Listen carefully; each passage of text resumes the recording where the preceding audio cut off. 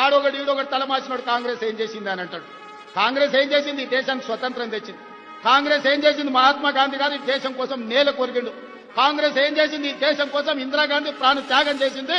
ఈ తీవ్రవాదుల చేతుల్లో ప్రాణాలు అర్పించింది. కాంగ్రెస్ ఏం చేసింది? రాజీవ్ గాంధీ దేశాన్ని రక్షించడంలో ఈ దేశం కోసం సర్వం త్యాగం చేసింది.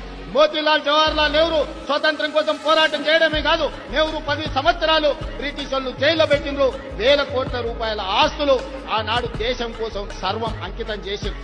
ఇవాళ 75 సంవత్సరాల తర్వాత కశ్మీర్ నుంచి కన్యాకుమారి నుంచి కశ్మీర్ వరకు 150 రోజులు 4000 కిలోమీటర్లు మండు టెండల్లో మంచు కొండల్లో పేద ప్రజల కోసం పాదయాత్ర చేసిన రాహుల్ గాంధీ ఈ దేశానికి నాయకత్వం ఇచ్చడానికి 75 ఏళ్ల తర్వాత సొంత ఇల్లు లేని నాయకుడు ఎవరైనా ఉన్నారు అనంటే మన నాయకుడు రాహుల్ గాంధీ గారు. ఇది కాంగ్రెస్ ఈ దేశం కోసం చేసిన త్యాగం అని చెప్పి నేను ఈరోజు చెప్పదలుచుకున్నాను.